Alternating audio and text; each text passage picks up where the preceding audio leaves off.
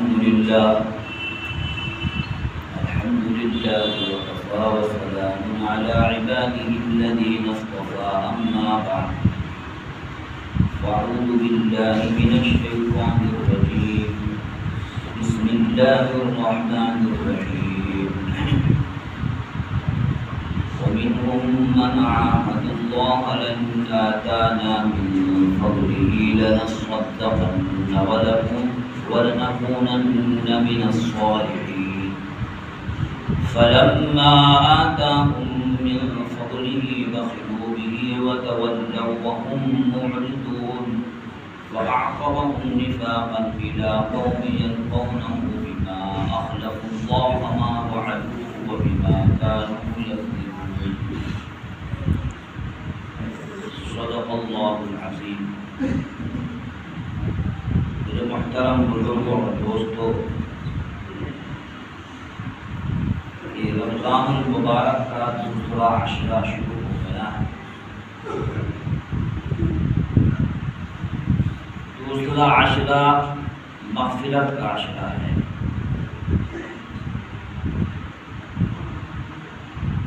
رمضان المبارک کا مہینہ ہمارے سروں پر آ جانا، ہماری زندگی میں آ جانا، یہ ہم سب کے لیے بڑی خوش نصیبی کی بات ہے۔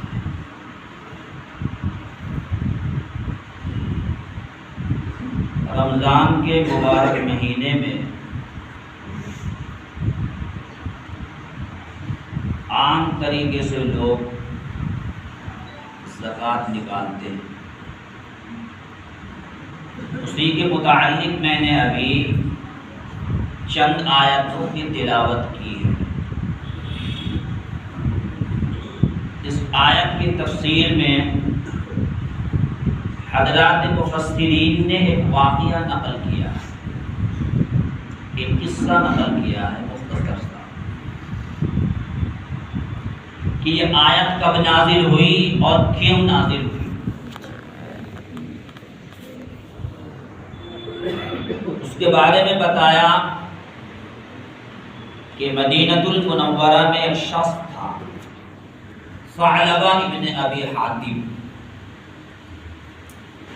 بڑا نیک تھا، بڑا عبادت گزار تھا، کثرت السجود علی الارض، یعنی سجدے کی کثرت کی وجہ سے اس کے پیشانی پہ سجدے کے نشان تھے۔ مسجد نبوی کے اندر رہا کرتا ہے، حالانکہ مکان تھا اس کا۔ ایک مرتبہ اللہ کے پاک پیغمبر جناب رسول اللہ صلی اللہ علیہ وسلم سے عرض کرنے لگا، اے اللہ کے نبی، آپ میرے لیے دعا فرما دیجئے کہ میں مالدار ہو جاؤں، میں مالدار ہو جاؤں۔ اللہ کے نبی نے انہیں نصیحت فرمائی کہ تھوڑا سا رزق جس کا تو شکر ادا کرتا رہے، اس روزی سے، اس پیسے سے بہتر ہے جس کا شکر تیرے سے ادا نہ ہو سکے۔ اس نے پھر دوسری بات عرض کر دی، نہیں اے اللہ کے نبی، آپ میرے حق میں دعا فرما دیجئے کہ میں مالدار ہو جاؤں۔ اللہ کے نبی نے پھر فرمایا کہ ثعلبہ تو مجھے نہیں دیکھتا، اگر میں چاہتا تو میرے ساتھ یہ پہاڑ جو ہے یہ میرے ساتھ ساتھ سونے کے بن کے میرے ساتھ ساتھ چلتے رہتے، لیکن میں نے اس کو اپنے لیے پسند نہیں کیا۔ وہ پھر تیسری بار وہ عرض کر رہا ہے، نہیں ہے اللہ کے نبی، آپ میرے حق میں دعا فرما دیجئے کہ میں مالدار ہو جاؤں۔ اگر میں مالدار ہو گیا تو خوب خوب خرچ کیا کروں گا، لنصدقن، خوب صدقہ خیرات کیا کروں گا، زکوٰۃ ادا کیا کروں گا اور نیک کام کیا کروں گا۔ رشتہ داروں کے حق کی ادائیگی کیا کروں گا، جتنے میرے اوپر حقوق ہے سب کی ادائیگی ہوتی رہے گی۔ وَلَنَكُونَنَّ مِنَ الصَّالِحِينَ، اور صالحین نیک متقی پرہیزگار بن جاؤں گا۔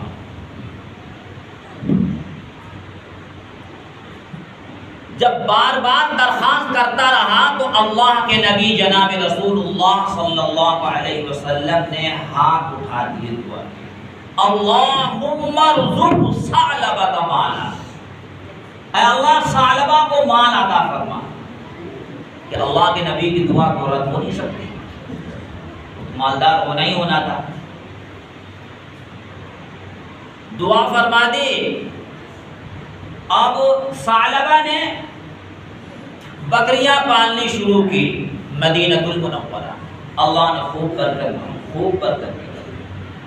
اب تک نمازی ہیں، 5 وقتہ نمازی ہیں، کثرت السجود علی الارض، اتنے سجدے کرتا کہ اس سجدے کی وجہ سے اس کے پیشانی پہ سجدے کے نشان تھے۔ لیکن اب ادھر کاروبار تجارت شروع ہو رہی ہے، بکریاں پالنی شروع کی، اللہ نے خوب برکت دی، بکریوں کا پھیلاوا بڑھتا رہا، نماز میں کوتاہی ہوتی رہی، نمازوں میں سستی کاہلی، چونکہ مال اتنا زیادہ ہونے لگا کہ مسجدوں میں غیر حاضری لگنی شروع ہو گئی، یہاں تک کہ بکریوں کا پھیلاوا اور بڑھا تو مدینے سے اور تھوڑا سا باہر نکل کر کے اس نے تجارت کا کام شروع کیا۔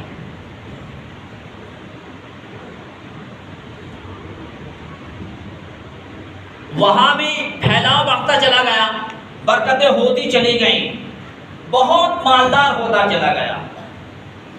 پہلے تو فرض نماز چھوٹتی چلی جا رہی تھی، اب جمعے کی نماز میں بھی غیر حاضری ہونے لگی، البتہ جنازے کی نماز میں کبھی کبھار شریک ہو جایا کرتے تھے، اور پھیلاوا ہوا اور بڑھوتری ہوئی، یہاں تک کہ اس جگہ کو چھوڑ کے مدینے سے اور باہر نکل کے جنگلات کی طرف چل کے رہنے لگے، وہاں سے جنازے کی نماز بھی صاف ہو گئی، دوری اختیار ہوتی چلی گئی۔ زکوٰۃ فرض ہو رہی ہے، قرآن کریم کی آیت نازل ہوئی، اللہ کے نبی جناب رسول اللہ صلی اللہ علیہ وسلم زکوٰۃ کا حساب کتاب لگا کر کے 2 صحابی کو بھیجا کہ جاؤ زکوٰۃ وصول کر لے کر کے آؤ۔ وہ دونوں صحابی اس شخص کے پاس پہنچے ہیں جس کا واقعہ میں بیان کر رہا ہوں، ثعلبہ ابن ابی حاتم۔ اس سے کہا گیا کہ اللہ کے نبی نے ہمیں بھیجا ہے اور یہ اللہ کی طرف سے اعلان آیا ہے، زکوٰۃ فرض ہو گئی ہے غرباء و مساکین کے لیے آپ۔ وہ تو سوچ میں پڑ گیا اور فکر کرنے لگا، کہنے لگا اچانک یہ کو ہم سے ٹیکس لیا جا رہا ہے، اس کا مطلب یہ ہوا۔ پھر کہنے لگا کہ چلیے کوئی بات نہیں ہے، میں تھوڑا اور غور فکر کر لوں، تھوڑا سا حساب کتاب لگا لوں، بعد میں آنا۔ ایسا ہی کرتے ہیں یہ لوگ باغ، زیادہ تر نہ نکالنے والے نکالتے بھی آج بھی الحمدللہ۔ وہ دونوں صحابی وہاں سے دوسرے شخص کے پاس گئے ہیں آگے، اور وہاں جا کر کے انہوں نے زکوٰۃ وصول یابی کی ہے۔ اس شخص نے بڑے اچھے انداز سے زکوٰۃ کی ادائیگی کی ہے، کہا کہ بکریوں میں جو سب بہترین بکری لگے وہ سب آپ لے لیجئے۔ انہوں نے کہا نہیں، اعتدال پسند ہے۔ بہرحال انہوں نے زکوٰۃ وصول یابی کر لی اور خوشی خوشی زکوٰۃ دی۔ واپسی میں پھر اس شخص کے پاس جا رہے ہیں، دونوں صحابی کی لاؤ ایک مرتبہ اور دیکھ لیتے ہیں اس کے پاس جا کے۔ دوبارہ گئے ہیں، تب بھی اس نے جو ہے انکار کر دیا کہ بھائی میں سوچ کے بتاؤں گا اور فکر کر کے بتاؤں گا، ابھی تو میرے پاس حساب کتاب نہیں ہے، دنیا بھر کی باتیں۔ وہ دونوں صحابی مایوس ہو کر کے مسجد نبوی میں پہنچ رہے ہیں۔ اللہ کے نبی جناب رسول اللہ صلی اللہ علیہ وسلم نے دیکھتے ہی فرمایا، ثعلبہ نے، ثعلبہ کے مال نے ثعلبہ کو ہلاک و برباد کر دیا۔ اور اسی وقت قرآن کریم کی آیت نازل ہوئی، وَمِنْهُمْ مَنْ عَاهَدَ اللَّهَ لَئِنْ آتَانَا مِنْ فَضْلِهِ لَنَصَّدَّقَنَّ وَلَنَكُونَنَّ مِنَ الصَّالِحِينَ۔ اور ان میں سے بعض لوگ ایسے ہیں جو خدا سے عہد کر لیتے ہیں کہ اللہ اگر ہمیں خوب دے دے، خوب اپنے فضل سے خوب دے دے، خوب مہربانی کر دے، ہمیں مالدار کر دے، لَنَصَّدَّقَنَّ، تو ہم خوب صدقہ خیرات زکوٰۃ ادا کیا کریں گے، وَلَنَكُونَنَّ مِنَ الصَّالِحِينَ، اور پھر ہم نیک متقی پرہیزگار بن جائیں گے۔ آگے فرمایا فَلَمَّا آتَاهُم مِّن فَضْلِهِ لَنَصَّدَّقَنَّ، لیکن جب اللہ نے انہیں اپنے فضل سے دے دیا تب اس میں بخل کرنے لگے، بخلوا بہ وتولوا وهم معرضون۔ جب اللہ نے انہیں اپنے فضل سے، مہربانی سے دے دیا، بخل کرنے لگے، بخلوا بہ، پشت پھیر کر اعراض کرنے لگے۔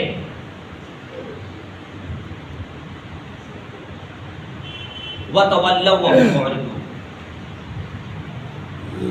تو میرے محترم بزرگوں اور دوستوں، پھر کیا ہوا؟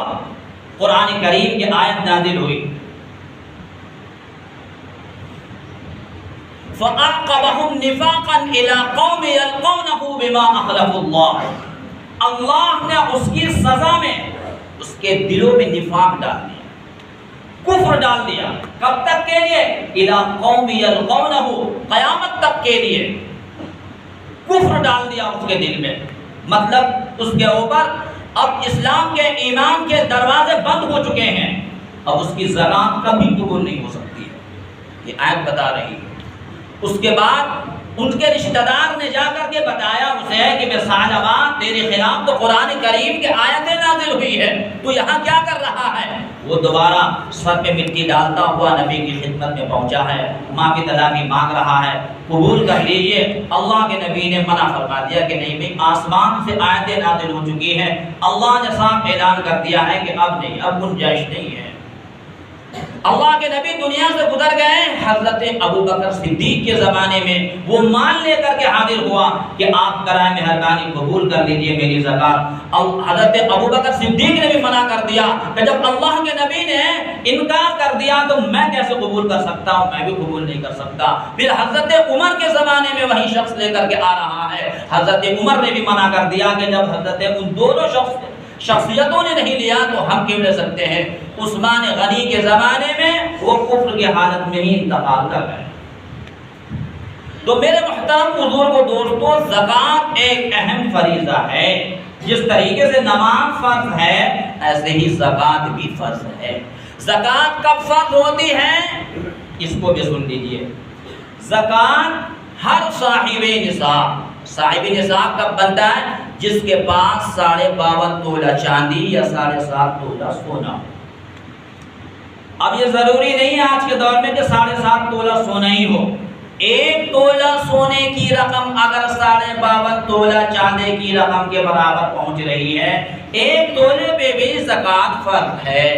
نبی کے زمانے میں سونے کی رقم بھی 1 تھی اور چاندی کی رقم بھی 1 تھی، دونوں کی رقم برابر تھی، اس لیے دونوں کا حساب لگایا جاتا تھا۔ اب سونے کی رقم تو بہت اونچی چلی گئی، 1 تولہ تقریباً 50-60 ہزار روپے کے قریب پہنچتا ہوگا، اور 52.5 تولہ چاندی کی رقم ہے، اس کی رقم بھی اتنی 40-45-50 ہزار روپے کے آس پاس بیٹھتی ہوگی۔ تو ہمیں 52.5 تولہ چاندی کی رقم کے حساب سے لگانی ہے۔ اگر کسی کے پاس 52.5 تولہ چاندی ہے، زکوٰۃ فرض ہونے کے لیے سال کا گزرنا شرط ہے، رمضان کا ہونا شرط نہیں ہے۔ رمضان سے زکوٰۃ کا کوئی تعلق نہیں ہے، لیکن چونکہ مومن جو ہوتا ہے وہ نیکیوں کا حریص ہوتا ہے، وہ چاہتا ہے کہ نیکیوں میں اضافہ ہو جائے، اس لیے وہ رمضان میں ہی نکالنا پسند کرتے ہیں۔ اگر 10 اپریل کو یا 20 اپریل کو کسی کے پاس 1 لاکھ روپے آ گئے، صاحب نصاب ہو گیا، اب آنے والا سال گزر کر کے 20 اپریل میں 21 اپریل کو آپ کے اوپر زکوٰۃ فرض ہو جائے گی۔ زکوٰۃ دینی کسی ہے، کسی نہیں دے سکتے۔ زکوٰۃ دینے کے لیے ایک تو نیت کا شرط ہے، نیت شرط ہے۔ بغیر نیت کے آپ نے کسی کو قرضہ دے رکھا ہے 50,000 روپے 30,000 روپے، اب وہاں سے ملنے کی امید ختم ہو گئی، امید بھی نہیں ہے کہ ملے گا، اب سوچ رہے ہیں کہ لاؤ زکوٰۃ میں چھوڑ دیا، آپ نے سمجھ لو کہ زکوٰۃ ہی ادا ہوگی، تو یہ نہیں چلے گا۔ دیتے وقت زکوٰۃ کی نیت شرط ہے، اس لیے ایک تو نیت ہو۔ تیسری شرط یہ ہے کہ زکوٰۃ کو ادا کرنے کے لیے جنہیں ہم دے رہے ہیں مستحقین کو تلاشنا بھی فرض ہے، یہ نہیں کہ جہاں جہاں ویسے ہی دے دیا۔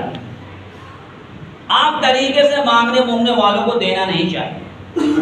اپنے رشتہ داروں میں، خاندانوں میں، دوست احبابوں میں اگر کوئی حقیقتاً مستحقین ہیں ان کی جانکاری، نالج، معلومات کریں اور اس کے بعد زکوٰۃ ادا کریں۔ اور بھی زکوٰۃ کے بے شمار مسائل ہیں، باریک باریک، اس کو پوچھ لینی چاہیے، علماء سے پوچھ کے ادا کرنی چاہیے۔ زکوٰۃ میاں بیوی کو نہیں دے سکتا، بیوی جو ہے میاں کو نہیں دے سکتا، بیٹا باپ کو نہیں دے سکتا، دادا کو نہیں دے سکتا، پر دادا کو نہیں دے سکتا، آگے جتنی چلے گی نہیں دے سکتا، اپنے نانا کو نہیں دے سکتا، نانی کو نہیں دے سکتا۔ ایسے بہت ساری جگہ ہیں جہاں دے نہیں سکتے۔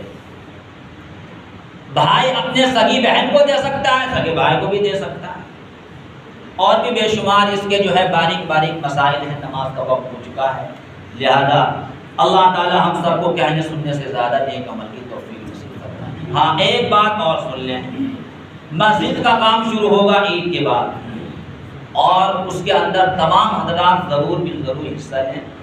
مسجد کا بہت سارے اخراجات ہیں جو ابھی ہوئے ہیں، اس کی تفصیل ابھی نماز کے بعد بتائی جائے گی، اور نماز کے بعد جو ہے عید کے بعد، رمضان کے بعد کام شروع ہوگا، تو اس کے اندر ہم تمام حضرات اللہ کی رضا کے لیے، اللہ کا گھر ہے، تمام چیزوں کو دل سے نکال کر کے اپنی برادری بیداری کچھ کی کسی چیز کو نہ دیکھیں، ایک اللہ کا گھر ہے، ایک اللہ کے لیے ہم مسجد میں آتے ہیں، اللہ کی رضا کے لیے خالص اخلاص کی نیت سے ہم روپیہ پیسہ لگائیں، اپنے مسجد کی ضروریات کو پورا کریں، اللہ اس کا اجر دے گا ہم تمام لوگوں کو۔ اللہ تعالی ہم سب کو کہنے سننے سے زیادہ نیک عمل کی توفیق دے۔